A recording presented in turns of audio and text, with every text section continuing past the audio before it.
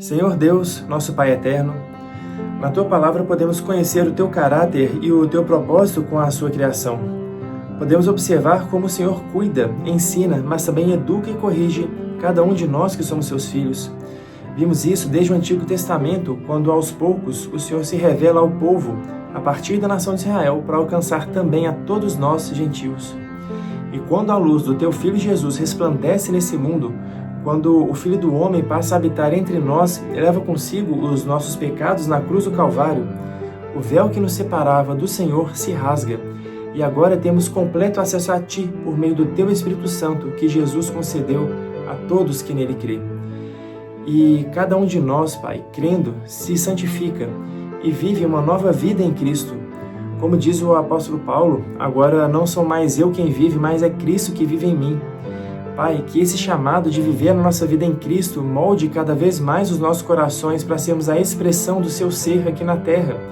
Que a Tua luz brilhe sobre nós, que a Tua luz clareie nosso entendimento, que a Tua luz faça com que nossas mentes e nossos corações se conectem a Ti novamente.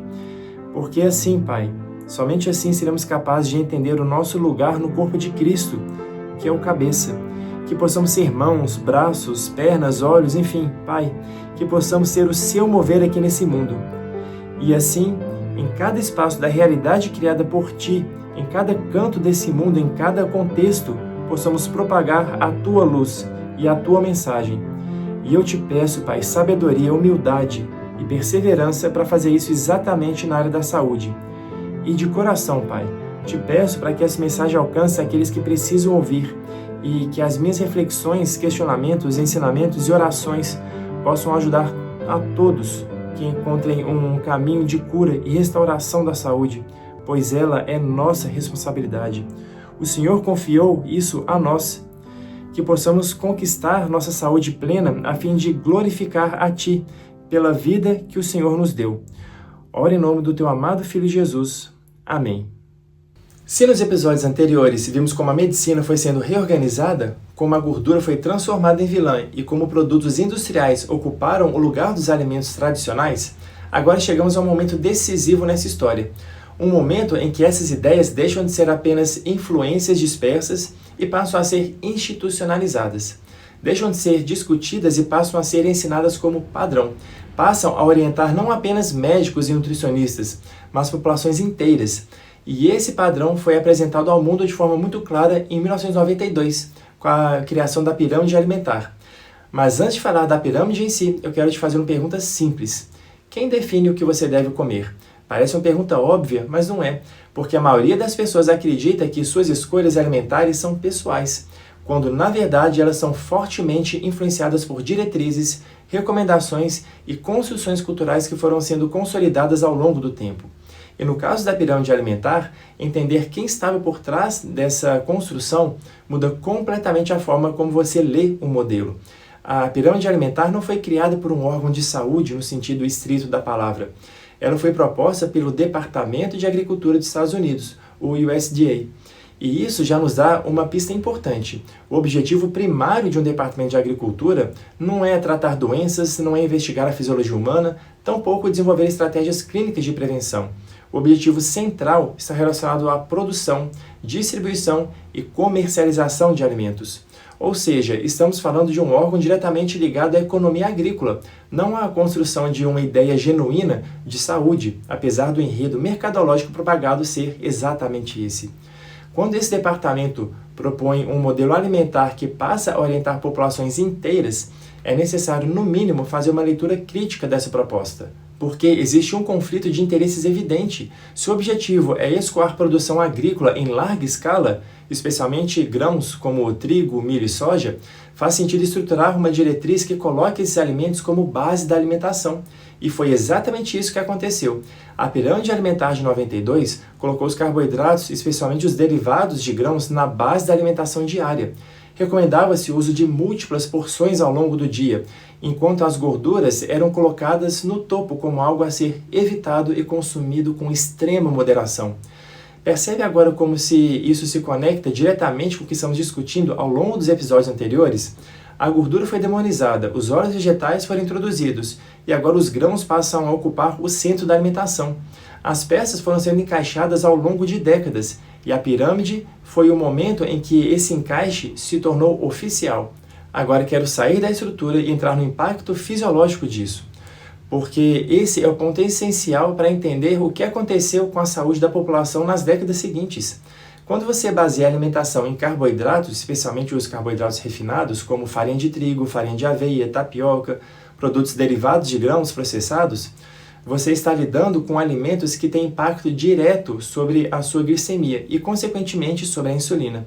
Além disso, os grãos em geral, por não nutrirem adequadamente, não geram saciedade real, o que leva ao consumo em maior quantidade do que seria necessário, contribuindo para níveis ainda mais elevados de insulina circulante no organismo.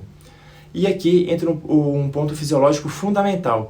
A insulina não é um vilão, ela é um hormônio essencial para a vida. O problema está na frequência, na intensidade que ela é estimulada. Uma alimentação baseada em carboidratos promove elevações frequentes de insulina ao longo do dia. E com o tempo, isso pode levar a um estado de resistência à insulina, onde as células deixam de responder adequadamente a esse hormônio. A partir daí, você começa a ver uma cascata de alterações metabólicas, como o aumento da gordura corporal, da gordura visceral, dificuldade da utilização de energia, inflamação sistêmica, alterações hormonais e maior risco para uma série de doenças crônicas. Mas esse não é um efeito imediato, é um processo silencioso que vai se construindo ao longo dos anos. Agora, soma isso com outro elemento que entrou com força nesse mesmo período: o aumento do uso de agrotóxicos, pesticidas, fertilizantes químicos e a intensificação da monocultura. A necessidade de produzir em larga escala levou à utilização crescente de substâncias que interferem diretamente no ambiente e, consequentemente, nos alimentos que chegam até você. Isso não é um detalhe secundário, é parte central e crucial dessa discussão. Quando você consome um alimento, não está consumindo apenas macronutrientes, você também está consumindo aquilo que foi utilizado para produzi-lo. Isso inclui resíduos químicos, metais pesados e compostos que o corpo humano não foi projetado para processar de forma contínua. O organismo humano tem capacidade de desintoxicação, sim, mas essa capacidade não é ilimitada. Quando a exposição é constante, quando o aporte de nutrientes essenciais é baixo e quando o sistema está sobrecarregado, o corpo começa a acumular. E esse acúmulo interfere em enzimas, em vias metabólicas, em processo de regulação e, mais uma vez, contribui para o desequilíbrio do terreno biológico. Há ainda outro ponto que precisa ser tratado com cuidado. Para atender à demanda de produção e reduzir perdas, houve uma modificação genética significativa em culturas como trigo, milho e soja. Eu não estou falando apenas no sentido moderno dos trigos transgênicos, por exemplo, mas por meio de cruzamentos seletivos que alteraram profundamente a estrutura desses alimentos ao longo das décadas. O trigo que você consome hoje está longe de ser o mesmo trigo de 100 anos atrás, muito menos o trigo da época bíblica. Sua estrutura proteica foi modificada, sua composição mudou, e com isso sua interação com o organismo humano também mudou. E isso levanta uma questão importante, especialmente quando se tenta usar argumentos bíblicos de forma simplista para justificar hábitos alimentares atuais. Quando alguém diz Jesus comia o pão, é necessário entender que o pão daquela época não é o pão que você encontra hoje no supermercado ou na padaria. O contexto é completamente diferente. O pão moderno é composto muitas vezes por farinha altamente refinada, por aditivos químicos, melhoradores de farinha, conservantes e outros elementos que não fazem parte de um alimento simples. É um produto industrial. E quanto ao consumo de grãos na época do Egito Antigo, essa era a alimentação da população pobre, daqueles que comiam o que era possível comer. A nobreza sempre foi abastecida com alimentos de maior densidade nutricional. Portanto, não faz sentido romantizar o consumo de grãos como se fosse um padrão alimentar ideal estabelecido desde os tempos bíblicos. Quando o corpo recebe constantemente alimentos de baixa densidade nutricional e alta carga glicêmica, ele entra num estado de desregulação que começa a aparecer em diversas áreas: saúde metabólica, saúde intestinal, saúde mental e equilíbrio hormonal. E o resultado disso, ao longo das décadas, é uma população progressivamente mais doente. Ansiedade, depressão, pressão alta, insuficiência renal, problemas de memória, dificuldade de manter o peso, dificuldade de engravidar, TDAH, autismo, Parkinson e Alzheimer. Discutindo por esse prisma, você começa a perceber que grande parte dessas condições Não são questões meramente genéticas, são sintomas, são expressões de um corpo intoxicado, desnutrido e metabolicamente prejudicado. Quero trazer agora uma perspectiva bíblica, mas de forma coerente com o contexto. Em Levítico e Deuteronômio, encontramos diversas orientações dadas ao povo de Israel que envolvem não apenas questões espirituais, mas também práticas relacionadas à vida em comunidade, à higiene, ao cuidado com o corpo e com o ambiente. Isolamento de pessoas com doenças contagiosas, lavagem de roupas e banhos após contato com impurezas, cuidados com utensílios contaminados, gestão adequada de resíduos sanitários, descanso da terra a cada 7 anos no ano sabático, proteção de animais.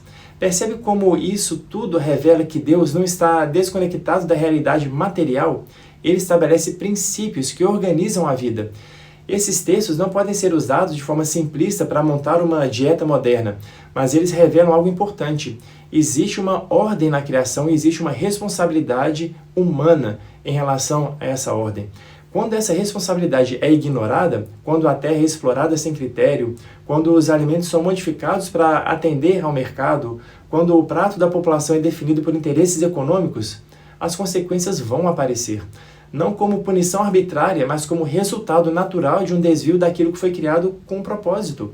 Em Colossenses, Paulo nos adverte: tenham cuidado para que ninguém os escravize a filosofias vãs e enganosas que se fundamentam nas tradições humanas e nos princípios elementares deste mundo, e não em Cristo.